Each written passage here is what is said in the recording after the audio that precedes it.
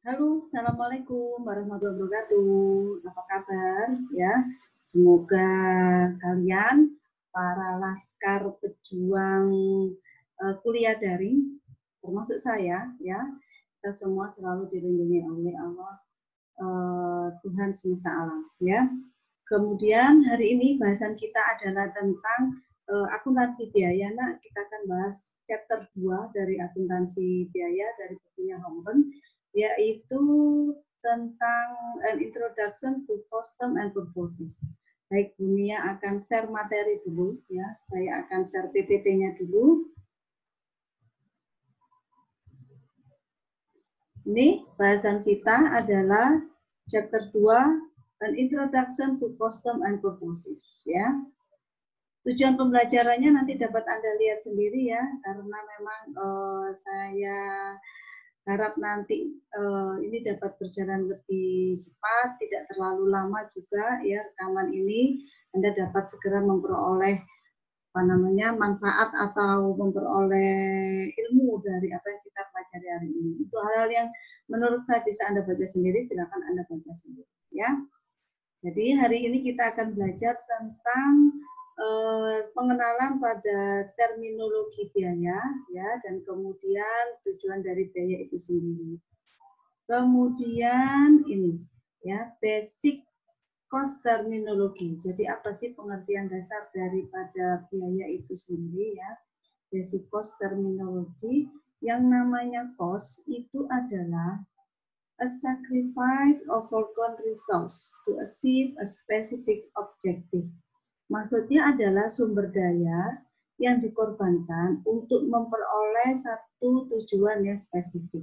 Itu cost. Jadi, cost itu sumber daya yang dikorbankan untuk memperoleh satu tujuan. Actual cost berarti cost yang sudah terjadi. Ya, cost yang sudah terjadi.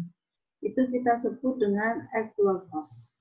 Budgeted cost berarti adalah cost yang diprediksi atau yang dianggarkan. Itu budgeted cost ya. Cost object berarti segala sesuatu di mana cost itu dia diperhitungkan atau segala sesuatu yang kita hitung costnya. Jadi kalau nanti punya sebutkan actual cost berarti cost itu sudah terjadi. Tapi kalau budgeted cost berarti dia belum terjadi. Dia masih diprediksi ya. Sekarang cost object, contoh dari objek biaya, objek biaya itu bisa berupa produk. Misalkan adalah mobil BMW, ini bisa jadi cost object. Bisa berupa jasa, ya, jasa. Misalkan adalah hotline telepon, ya, hotline telepon yang menyediakan informasi tentang mobil BMW itu. Ya, dealernya mobil BMW. Ini berarti cost objeknya adalah biaya. Bisa juga cost objek itu berupa project, ya, berupa project. Misal adalah biaya riset and development pada sistem DFD yang ada di mobil BMW. Atau cost objek itu juga bisa berupa customer. Bisa berupa customer. Di sini misalkan adalah Head Chambers Motor, a dealer that purchase a broad range of BMW vehicle. Jadi objek biayanya dihitungnya berdasarkan customer, yaitu biaya yang melekat pada pelayanan terhadap Head Chambers Motor ini. Ini adalah dealer yang membeli BMW dalam jumlah besar. Ya. Kemudian cost object juga bisa dihitung per aktivitas. Misal adalah biaya setup mesin. Biaya setup mesin itu berarti cost object dihitung per aktivitas. Bisa juga cost object atau objek biaya itu dihitung per departemen. Misal per departemen kesehatan lingkungan atau departemen untuk safety dari perusahaan itu. Ya, jadi departemen produksi juga bisa, departemen marketing juga bisa. Jadi kita menghitung biaya berdasarkan objek tertentu. Nah, yang jadi objek di sini bisa departemen, bisa aktivitas, customer, dan sebagainya. Ya. Kemudian kalau dikatakan akumulasi biaya, ini adalah kumpulan dari data biaya ya dalam satu organisasi. Jadi kumpulan dari biaya dalam satu organisasi. Itu adalah cost accumulation. Kemudian kalau cost assignment itu adalah pembebanan biaya. Pembebanan biaya di sini pengertiannya a general term that encompasses the gathering of accumulated cost to a cost object in two ways. Jadi pembebanan biaya ini adalah satu terminologi umum ya tentang bagaimana kita membebankan biaya yang sudah diakumulasi pada satu objek dengan dua cara. Jadi pada saat kita membebankan biaya nanti, kita bisa menggunakan tracing accumulated cost with a direct relationship. Jadi bisa membebankan biaya itu dengan cara menelusuri akumulasi biaya dengan hubungan langsung ke objek biaya. Jadi cara membebankannya adalah ditelusuri hubungan langsung ke objek biaya itu, atau cara yang kedua adalah dengan cara mengalokasikan biaya with an indirect relationship, dengan hubungan tak langsung. Jadi nanti kita akan lihat, kalau bisa ditelusuri secara langsung karena hubungan antara biaya itu dengan objeknya itu kuat, maka kita pakai metode yang pertama, tracing accumulated. Ini nanti tracing accumulated biasanya untuk biaya yang sifatnya adalah direct cost atau biaya langsung. Tapi kalau hubungan antara biaya yang terjadi dengan objek biaya itu dia tak langsung, maka kita akan menggunakan pendekatan yang kedua, ya, allocating accumulated cost with an indirect relationship to a cost object. Jadi kita akan menggunakan metode alokasi. Itu ya. Jadi sebetulnya nanti terutama kita akan belajar ini. Ya. Kita menggunakan tracing accumulated cost with a direct relationship ataukah with an indirect relationship. Baik, Anda sudah mulai masuk ke direct dan indirect cost ya. Nah, melanjutkan apa yang sudah ada di PPT tadi nomor 6 ya. Apa sih yang disebut dengan direct cost? Direct cost atau biaya langsung itu adalah biaya yang dapat secara mudah kita telusur ke objek biaya. Sekali lagi, direct cost itu adalah biaya yang secara mudah, ya, conveniently and economically trace. Jadi dia itu dapat di-tracing, dapat ditelusur ya secara mudah kan gitu ya, conveniently and economically trace, dapat di-tracing secara mudah istilahnya ke objek biaya. Tapi kalau indirect cost itu adalah biaya yang dia tidak dapat dengan mudah ditelusur ke objek biaya. Daripada kita menelusur ke objek biayanya, maka lebih baik biaya yang sifatnya indirect ini dialokasikan pada objek biaya dengan cara yang rasional dan sistematik. Jadi perhatikan, Anda nanti akan mengenal dua jenis biaya, direct dan indirect. Direct cost, dia itu dikatakan direct cost kalau kita bisa menelusur dengan mudah ke objeknya. Tapi kalau untuk menelusurnya itu tidak mudah, sulit untuk dilakukan, itu namanya adalah indirect cost. Daripada kita telusuri ke objek biaya, lebih baik biaya yang terjadi itu kita alokasikan saja nanti sistemnya, ya dialokasikan saja dengan cara yang sistematis. Baik, sekarang Ini contoh misal adalah direct cost. Jadi tadi kan direct cost itu biaya yang dapat ditelusur dengan mudah ke objeknya. Ya, mudah kita lihatnya. Oh, kalau mobil BMW berarti yang terlihat yang merupakan komponen utama dari biaya itu adalah yang pertama adalah biaya dari bajanya. Ya, cost of steel.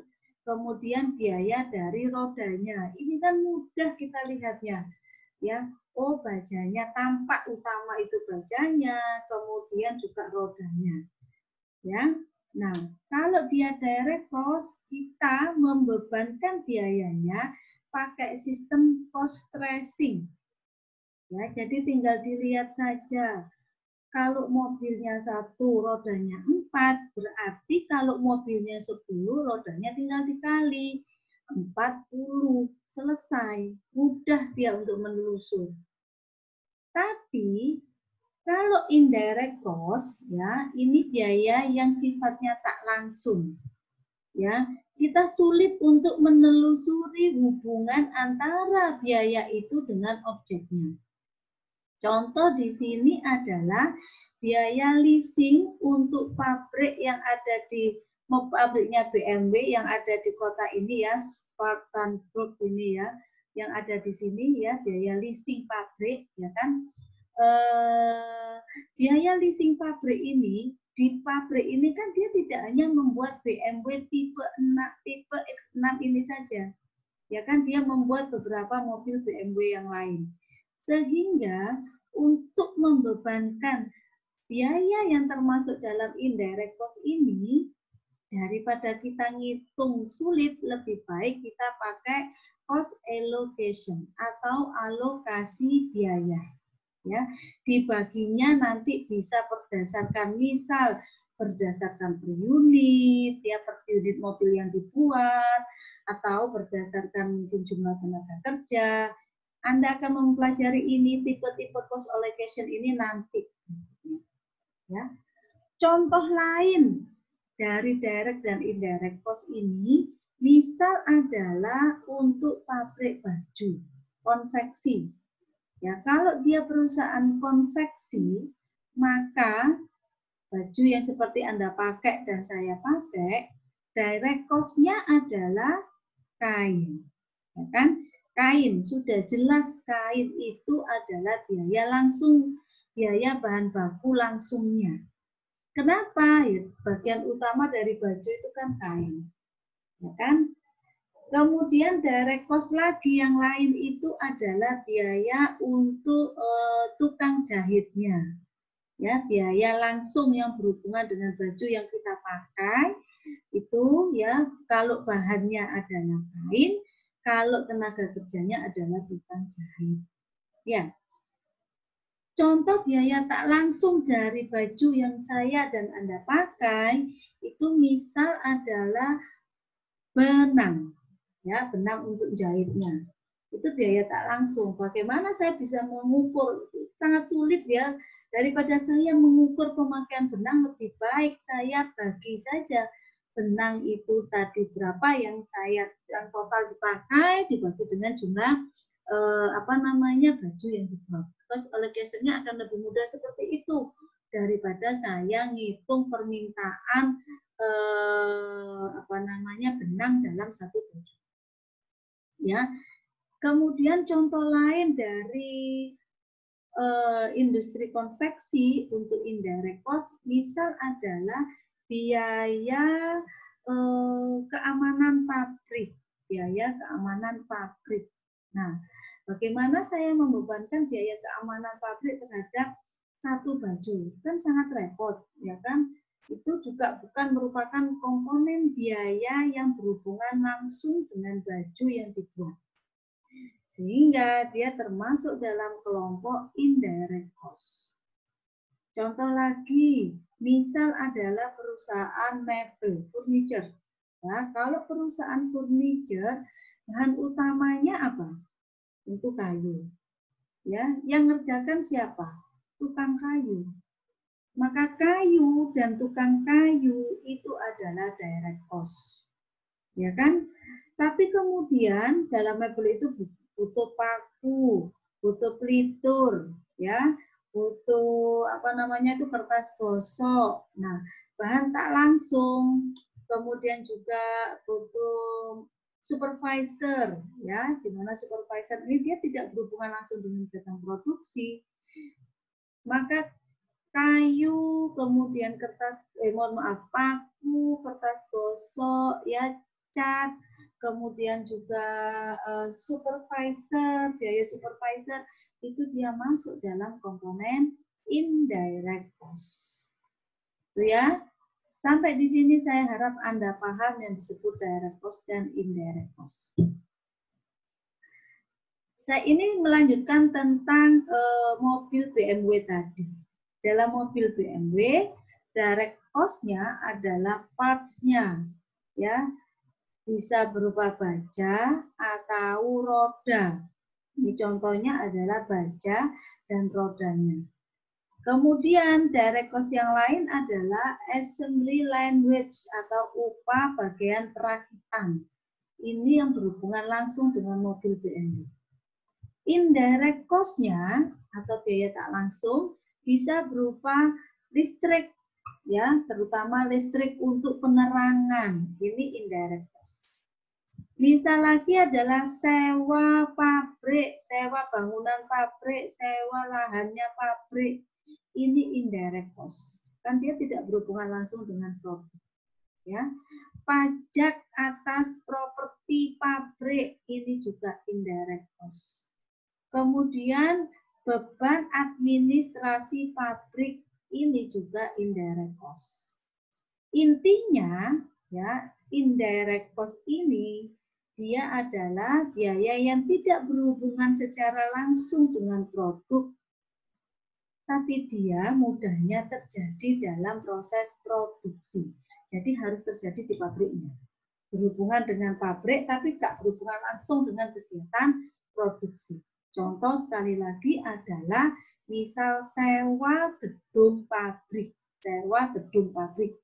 ya. Nah, itu kan tidak berhubungan langsung dengan kegiatan produksi.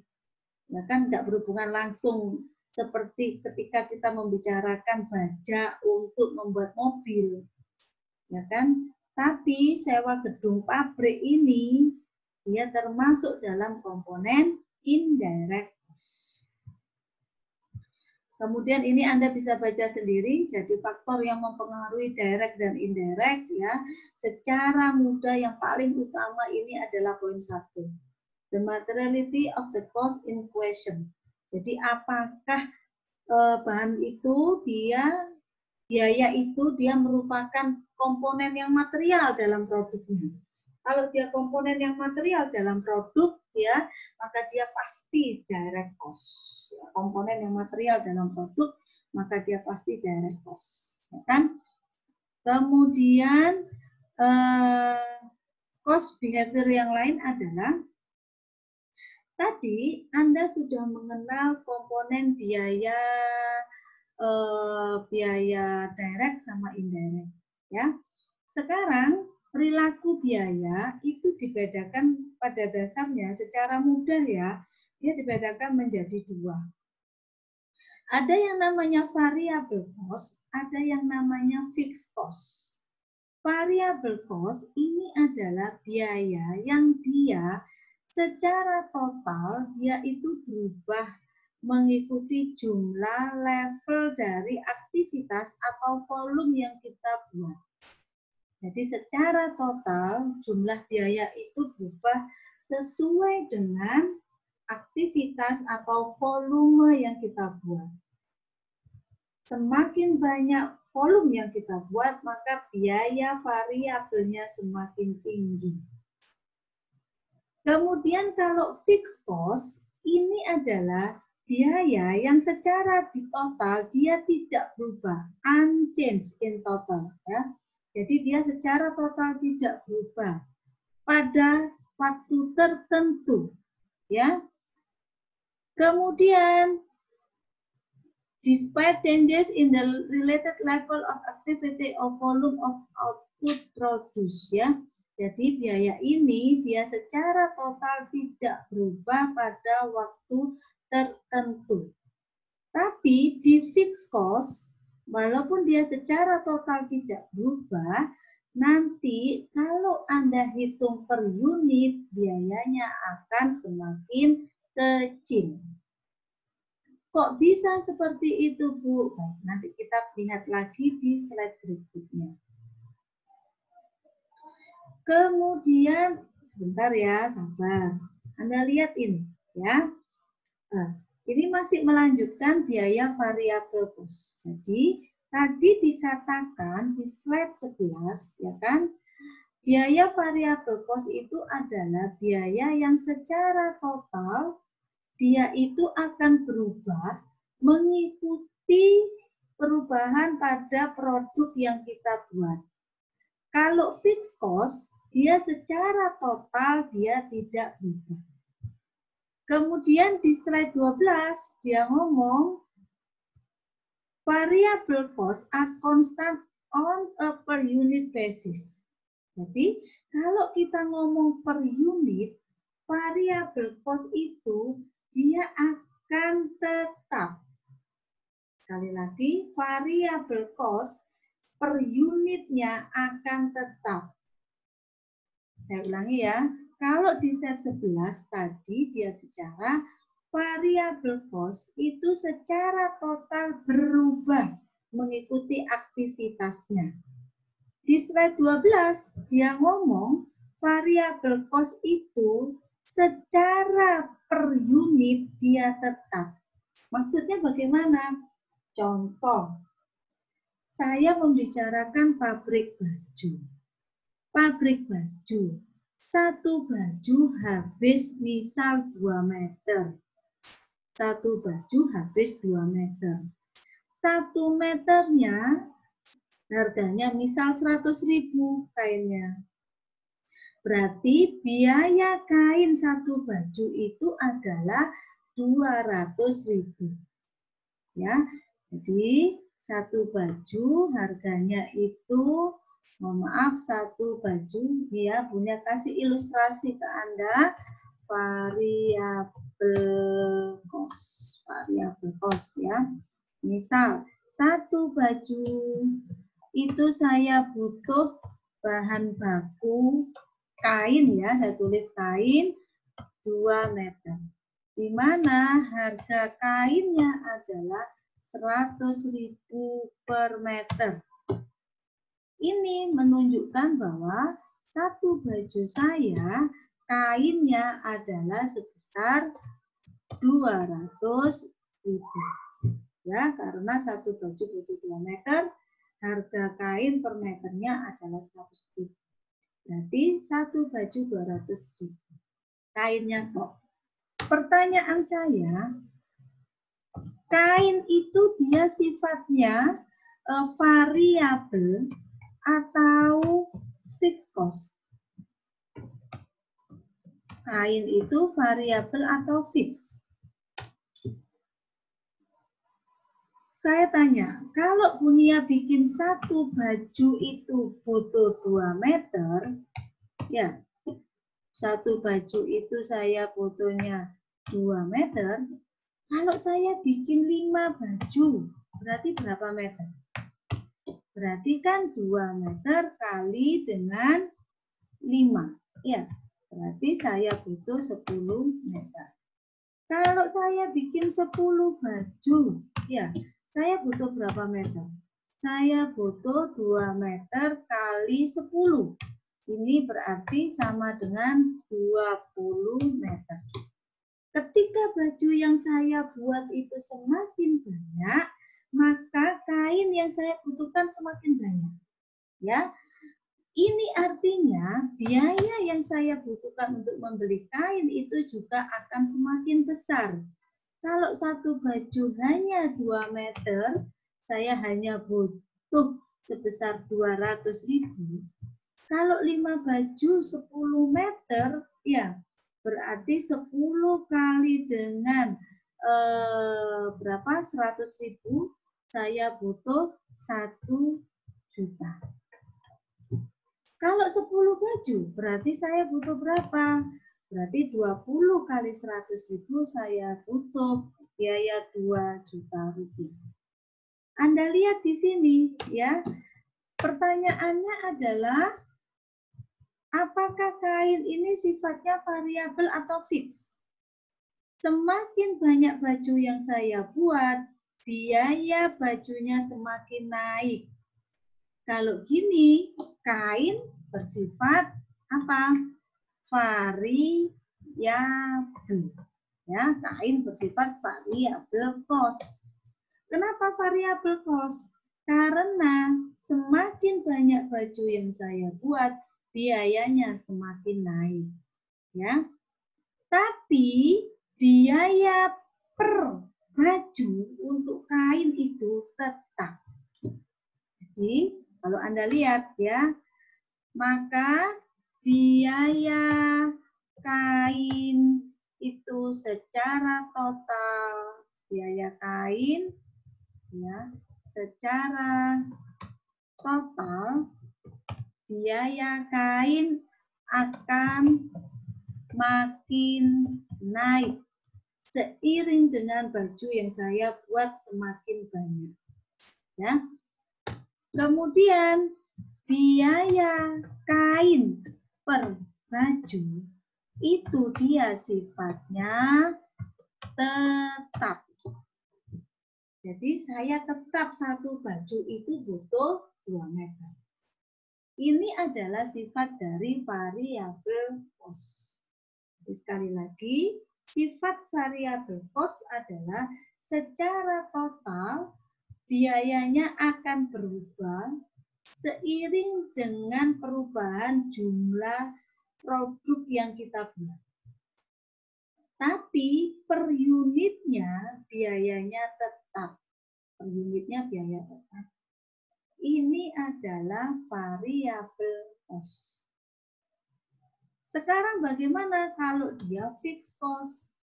Kalau dia fixed cost, ya, biaya tetap, tadi di slide Anda disebutkan. Fixed cost itu biayanya secara total, dia secara total akan tetap pada rentang tertentu, ya.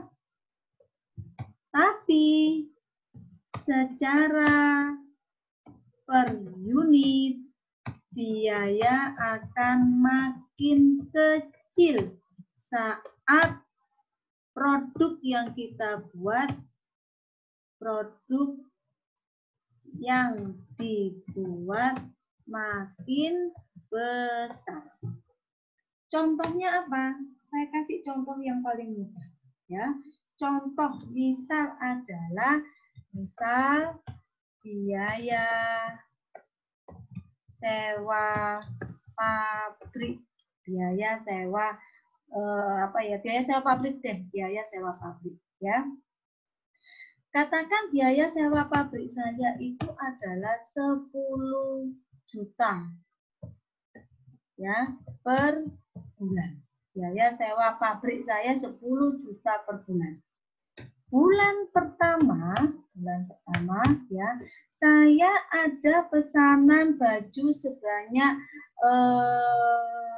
100.000 unit. 100.000 unit. Pertanyaan saya bayar sewa pabrik berapa? Kalau saya dapat pesanan 100.000 unit. Saya akan tetap bayar sewa sebesar 10 juta. Ya kan? Bulan kedua, ya saya dapat pesanan baju sekarang adalah berapa ya anaknya ya? 10 unit. Kalau bulan kedua saya hanya dapat 10.000 unit ya, saya bayar sewa berapa? Saya akan bayar sewa tetap sebesar 10 juta. Anda lihat, Secara total, saya bayar sewanya tetap, tidak tergantung dari banyaknya baju yang saya buat. Ya, bulan ketiga, misal ini ya, Bunia hanya dapat pesanan 1000 baju, 1000 unit baju. Ya, saya harus bayar sewa berapa?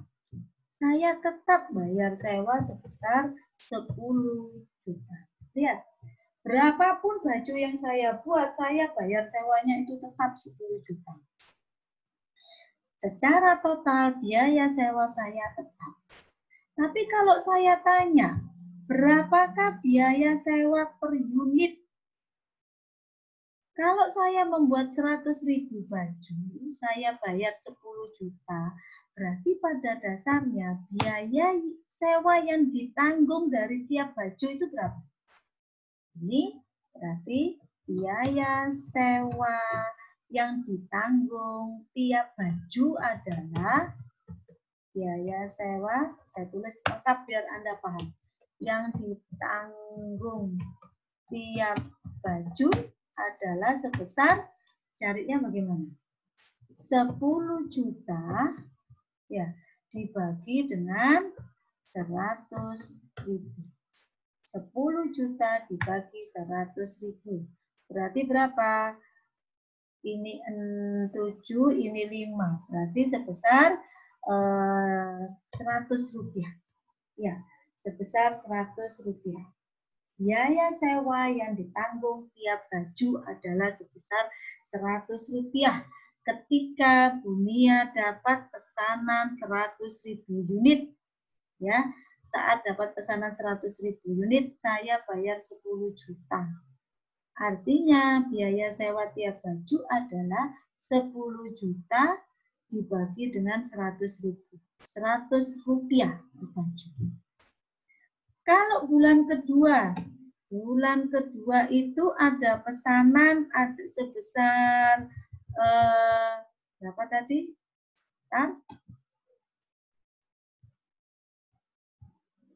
Oke. Bulan kedua ada pesanan. Saya pindah ya, karena dia nggak cukup. Oke, nih.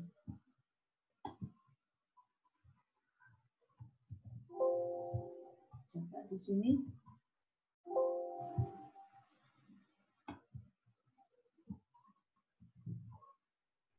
Sini ya. Bulan kedua. Oh, kok nggak muncul nah, ya. Sini. Bulan kedua ya. Ada pesanan sebanyak 10.000 unit ya, pesanan 10.000 unit. Ya. Artinya saya bayar sewanya adalah tetap sebesar 10 juta. Kalau pesanan 10.000 unit saya bayar sewa 10 juta, berarti biaya sewa saya yang ditanggung tiap baju adalah sebesar biaya sewa tiap baju, biaya sewa yang ditanggung tiap baju berarti sebesar 10 juta, ini kan ya, dibagi dengan 10.000 unit. Berarti berapa, Nak? Berarti tiap baju akan menanggung biaya sewa sebesar 1.000 rupiah. Bulan ketiga, tadi bulan ketiga ya, ada pesanan sebanyak 1.000 unit saja. 1.000 unit saja. Saya bayar sewanya tetap sebesar 10 juta. Ini artinya biaya sewa yang ditanggung tiap baju adalah sebesar biaya sewa yang ditanggung tiap baju adalah sebesar 10 juta dibagi dengan 1.000 unit. Berarti sebesar 10.000. Anda lihat nak, ya, kalau di fixed cost itu biaya sewanya itu tetap, secara total biaya sewanya itu tetap, ya. Tapi biaya sewa yang ditanggung oleh tiap unit baju yang saya buat akan semakin kecil jika baju yang saya buat semakin besar. Anda lihat, ketika saya buat 100.000 baju, biaya sewa dari tiap baju itu adalah 100. Ketika saya buat 10.000 baju, biaya sewa yang ditanggung tiap baju adalah 1.000. Ketika saya buat 1.000 baju, maka biaya sewa yang ditanggung tiap baju menjadi 10.000. Itu sifat dari fixed cost, berlawanan dengan variable cost. Kalau variable cost tadi, ya ini ya, secara total biayanya akan makin naik, tapi rata-rata biaya dari tiap baju akan tetap. Ya, tetap berapa, Bu? Tetap sebesar 2 meter kain. Secara total kain yang saya buat semakin banyak jika produk yang mau dihasilkan juga semakin banyak. Itu sifat fix dan variabel cost, ya. Nah, kemudian ini lanjutkan saja sampai di sini nih ya tadi. Apa maksud kalimat ini? Pada rentang tertentu. Ini disebut juga dengan rentang relevan. Ya, ini disebut juga dengan rentang relevan. Yang namanya pabrik itu kan ada kapasitasnya.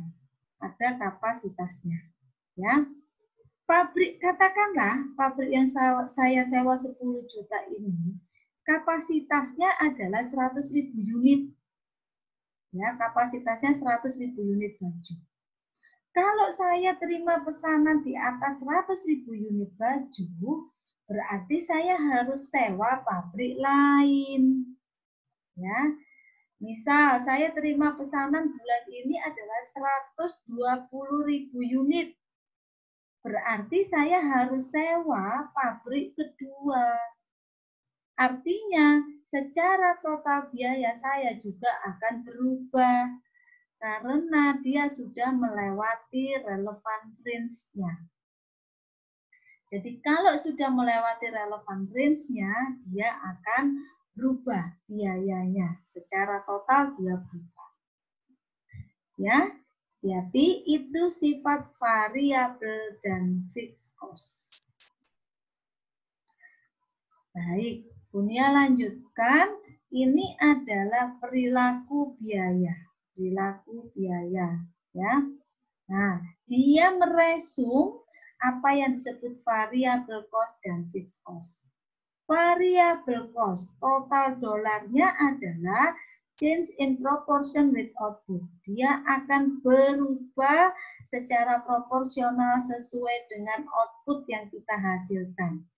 More output, more cost. Semakin banyak baju yang dibuat, more output, maka biaya kain yang saya butuhkan akan semakin banyak. More cost. Cost per unitnya unchanged in relation to output. Cost per unitnya dia tidak berubah. Saya mau bikin baju berapapun, ya, tetap satu baju butuh 2 meter. Kalau fixed cost, ya, dia sifatnya adalah, Anda lihat di sini, unchanged in relation to output. Jadi secara total dia tidak berubah, tidak terkait dengan output. Tadi misal biaya sewa saya, mau bikin 10.000 baju, mau bikin 1.000 baju, selama masih dalam rentang relevan, biaya saya tetap. Ya, tapi cost per unit, Anda lihat di sini, more output, lower cost per unit. Artinya, semakin banyak baju yang saya buat, biaya per unit baju akan semakin kecil. Ini adalah sifat yang Anda wajib paham dalam pertemuan ini. Ya, nggak usah dihafal, pakai logika saja. Pakai logika. Kalau lupa misalkan sifatnya variabel, sifatnya fixed cost, ingat saja contoh yang saya buat tadi. Kita ingat-ingat contoh pabrik baju. Bahannya adalah kain, kainnya semakin banyak yang Anda butuhkan jika mau buat baju makin banyak, ya. Kemudian biaya tetapnya adalah sewa pabrik. Kamu mau bikin baju berapapun, selama pabriknya masih cukup, biaya sewanya tetap. Sekali lagi, jangan dihafal. Ya, cobalah untuk memahami. Kemudian ini adalah grafiknya. Ini grafik. Anda lihat ya, grafik kalau variabel cost bergerak dari kiri atas ke kanan bawah, kalau fixed cost dia akan garis lurus. Kenapa kok ini bergerak dari kiri atas ke kanan bawah dan dimulai dari 0,0? Karena contohnya lagi ya, kalau saya tidak bikin baju, saya tidak butuh kain. Kalau saya tidak butuh kain, saya tidak mengeluarkan uang. Sehingga ketika X saya ini atau Q saya ini adalah 0, nggak bikin baju, biaya saya juga 0. Kalau baju yang saya bikin semakin banyak, biaya saya juga akan makin banyak. Sehingga dia bergerak dari kiri atas ke kanan. Tapi kalau biaya sewa pabrik tadi, mau saya bikin outputnya berapapun, selama masih dalam rentang relevan, biaya sewa saya tetap. Ya, saya tidak bikin baju pun, saya tetap harus bayar sewa. Saya tetap harus bayar sewa. Ya, sehingga dia bergerak dari kiri, dia bergerak berupa garis lurus saja. Karena biar saya gak bikin baju pun saya tetap bayar sewa. Ini contoh dari fixed cost. Ya. Baik, sekarang kita masuk ke pengertian cost driver. Cost driver ini bahasa Indonesianya adalah pemicu biaya. Ya. Jadi apa yang menyebabkan munculnya biaya? Itu adalah cost driver. Ya kan? Contoh, kalau kita ngomong biaya bahan baku, berarti cost drivernya apa? Pesanan, kan produksi, ya kan? Itu contoh dari cost driver. Kalau kita ngomong biaya untuk listrik saat setup mesin, maka cost drivernya apa? Cost drivernya adalah berapa kali Anda butuh setup mesin.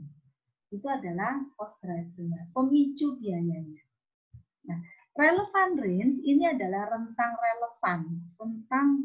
Tadi sudah disebutkan sama Bunya, contohnya adalah biaya sewa pabrik tadi. Ya, kalau dia masih dalam kapasitasnya, berarti masih dalam relevan range. Tapi ketika saya mau buat baju lebih banyak dan sudah melebihi kapasitas pabriknya, saya harus sewa pabrik yang kedua. Berarti dia sudah melebihi relevan range-nya. Ya. Sekarang kita lihat gambar ini. Ini dia sudah mulai dihubungkan sifat direct cost yang variabel, indirect cost yang variabel, direct cost yang fixed cost, dan indirect cost yang fixed cost. Kalau tadi Anda sudah sangat paham variabel dan fixed cost, Bunia reminder lagi aja mengingatkan apa direct cost dan indirect cost. Direct cost ini biaya yang berhubungan langsung dengan produk. Indirect cost adalah biaya yang tidak berhubungan langsung dengan produk. Ya, direct cost ada dua. Dia ada direct material atau bahan baku langsung, dan ada direct labor atau tenaga kerja langsung. Kalau indirect cost, ya indirect cost atau biaya tak langsung, ini dia bisa berupa bahan penolong atau tenaga kerja tak langsung. Itu indirect cost, ya. Kemudian bisa juga berupa biaya tak langsung lain. Dia juga bisa di sini. Nanti kita cari contohnya. Ini yang dibicarakan adalah perusahaan mobil BMW.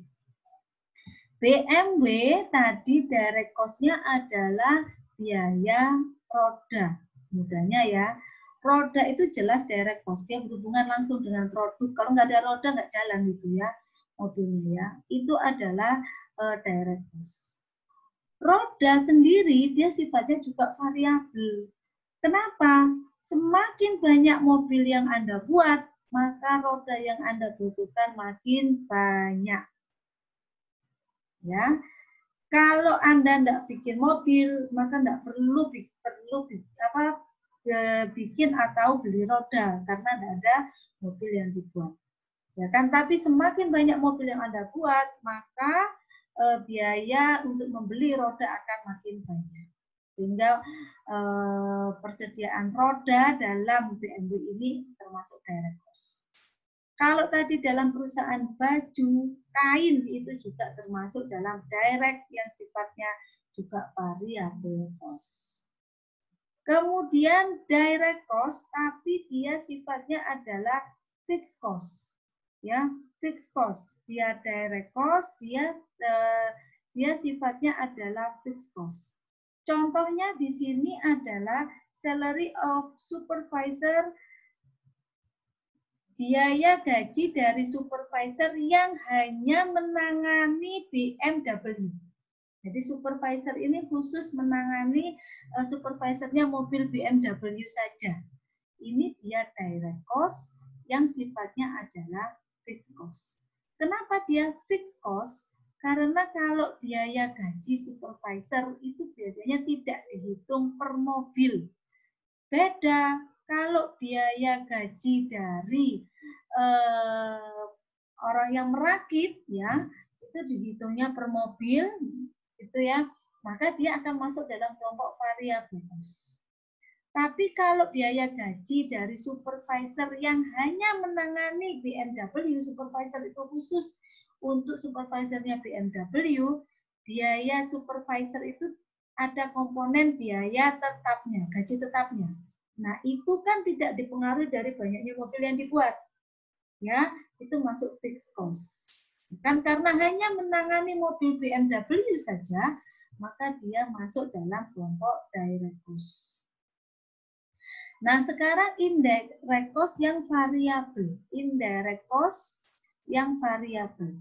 Contohnya di sini adalah biaya listrik.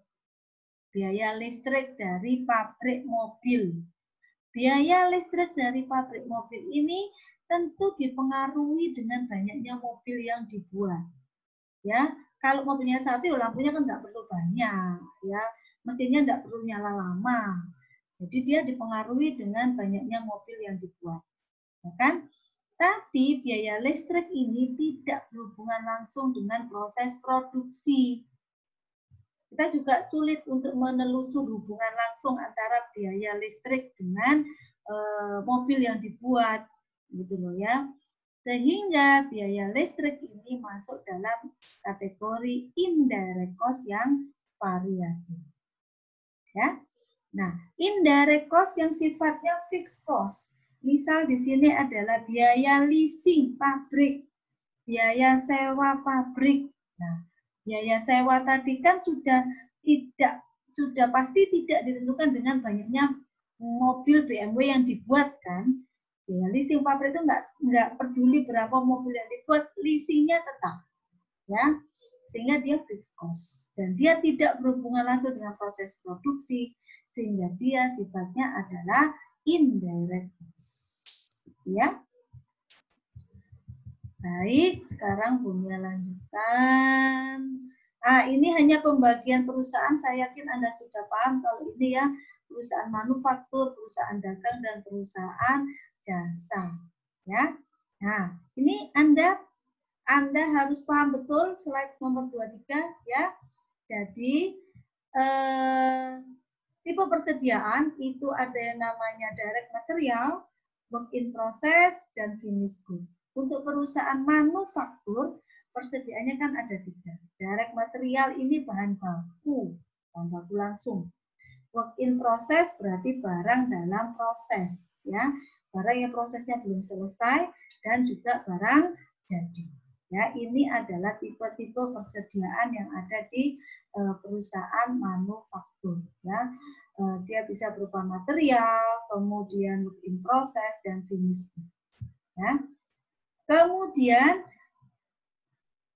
yang termasuk dalam biaya manufaktur atau disebut juga dengan inventoriable cost, ya, biaya manufaktur, biaya produksi atau inventoriable cost, ini ada 3 komponen. Jadi ini Anda harus paham betul, sama pahamnya dengan tadi sifat fixed cost, variable cost, sifat direct, indirect cost, ya. Jadi biaya manufaktur itu ada 3. Ada yang namanya direct material, direct labor, dan indirect manufacturing. Direct material ini bahan baku, ya, bahan baku langsung itu direct material. Kalau tadi kita ngomong mobil BMW, bahan baku langsungnya adalah baja dan roda, itu contoh direct material. Kalau kita tadi ngomong perusahaan konveksi, bahan bakunya adalah kain, itu direct material. Ya, hati-hati tapi direct material sama-sama baju itu nggak mesti kain. Kalau bajunya dari kulit, maka direct materialnya ya kulit. Kalau bajunya itu, mohon maaf ya, kayak baju yang pernah dipakai oleh Lady Gaga dulu itu, dia pernah pakai baju yang dari daging. Ya, berarti bahan bakunya ya daging. Jadi tidak selamanya baju itu direct materialnya adalah kain. Tergantung bajunya seperti apa. Ya, kalau baju yang saya pakai dan Anda pakai pada umumnya ya kain memang bahan bakunya. Gitu ya. Jadi tergantung dari produknya seperti apa.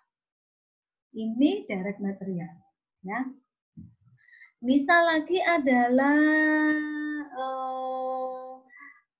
apa ya? Misal lagi adalah contoh yang mudah mungkin kotak pensil Anda, ya. Di kotak pensil Anda lihat di situ kalau dia itu terbuat dari kain, resletingnya cuma 1, maka bahan baku langsungnya ya memang kain. Resleting itu bukan bahan langsung dia. Tapi kalau dia itu terbuat dari, kan ada itu ya kotak pensil yang dia itu hanya terbuat dari resleting yang digabung-gabungkan saja. Jadi memang resleting semua, ya. Berarti di situ direct materialnya adalah resleting. Tergantung dari produknya, ya. Nah, sekarang direct labor ini adalah biaya tenaga kerja langsung. Tenaga kerja yang berhubungan langsung dengan proses produksi. Kalau kita tadi ngomong tentang pabrik baju, tenaga kerja langsungnya adalah biaya tukang jahitnya. Kalau di situ ada banyak baju seragam maksudnya adalah modelnya banyak, ada yang warna putih, atasan, bawahan, ya. Kemudian supervisornya mengawasi semua proses produksi yang di situ, itu bukan masuk dalam komponen biaya direct labor supervisor. Kenapa? Karena dia mengawasi lebih dari 1 produk, ya kan? Jadi dia nggak masuk dalam komponen direct labor.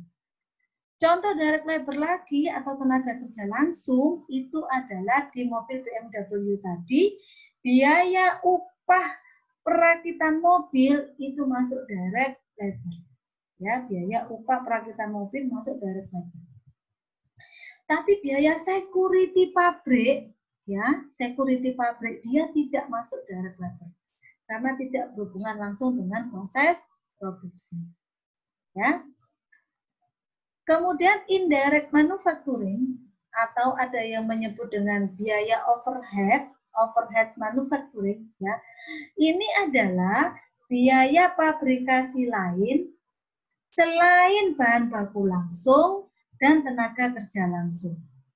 Biaya pabrikasi lain selain bahan baku langsung, tenaga kerja langsung.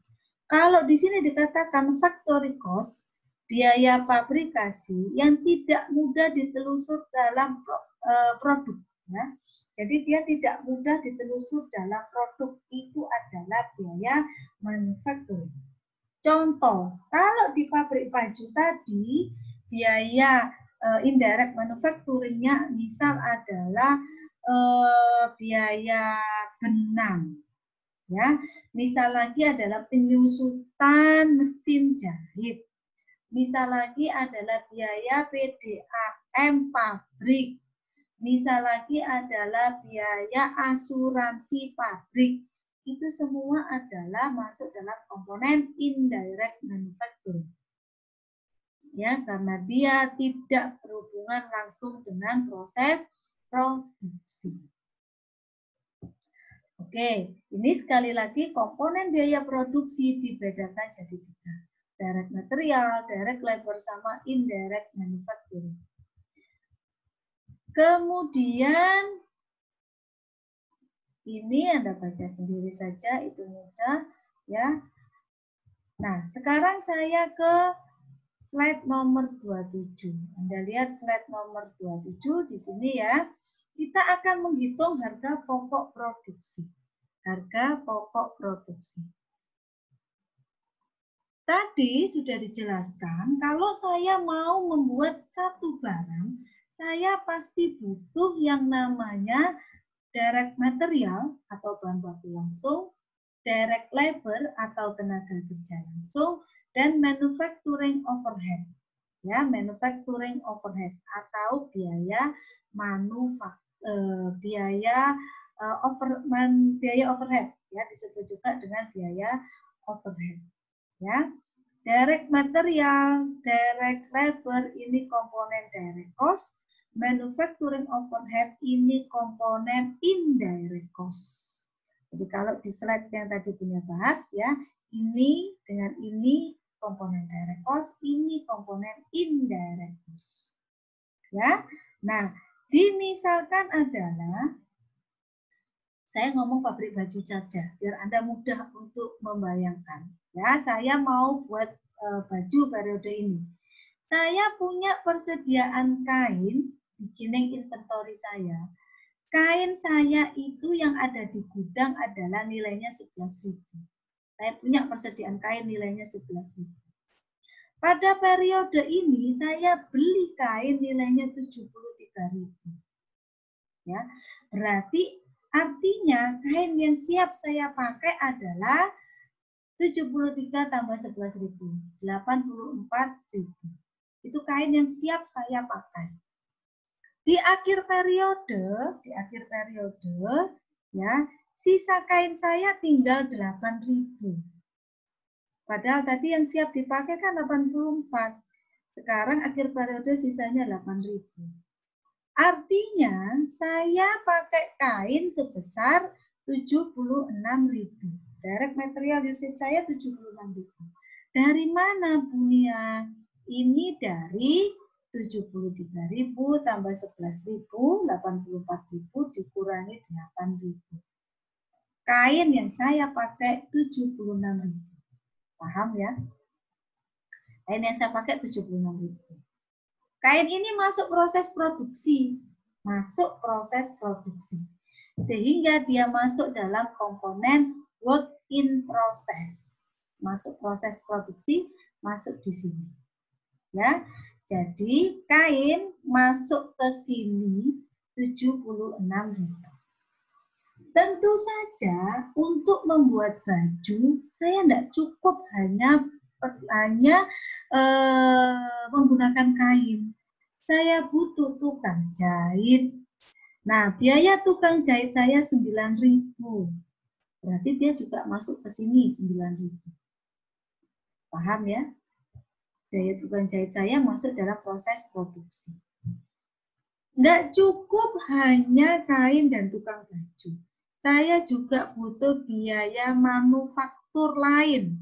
Saya butuh benang, saya butuh apalagi saya butuh penyusutan mesin jahit, saya butuh listrik dan sebagainya. Total biaya manufacturing overhead saya adalah 20.000. Sehingga yang masuk dalam proses ini adalah bahan baku 76.000, direct labor saya 9.000, manufacturing overhead saya 20.000. Ini masuk ke sini semua. Ya. Kemudian ya, kalau Anda lihat di sini total manufacturing cost-nya 105.000. Dapat dari mana? Coba kita hitung tadi bahan baku kita adalah 76.000, kemudian ditambah 9.000 ditambah 20.000, ini hasilnya adalah 105.000. Jadi angka 105.000 dari bahan baku, tenaga kerja, dan BOP.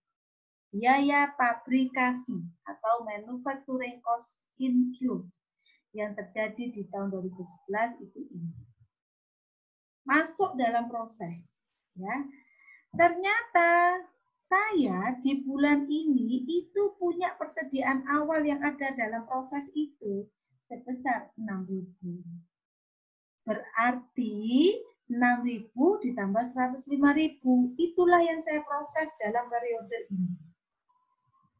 6.000 ditambah 105.000. Berarti berapa, Nak? 111.000. Itu yang masuk dalam proses produksi bulan ini. 111.000. Sampai dengan proses produksi selesai, masih ada sisa yang belum keluar dari pabrik, itu sebesar 7.000.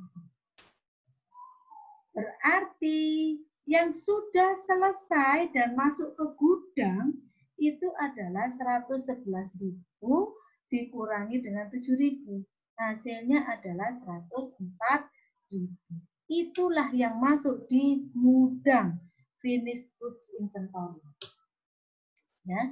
Di gudang ternyata ada persediaan barang jadi nilainya 22.000.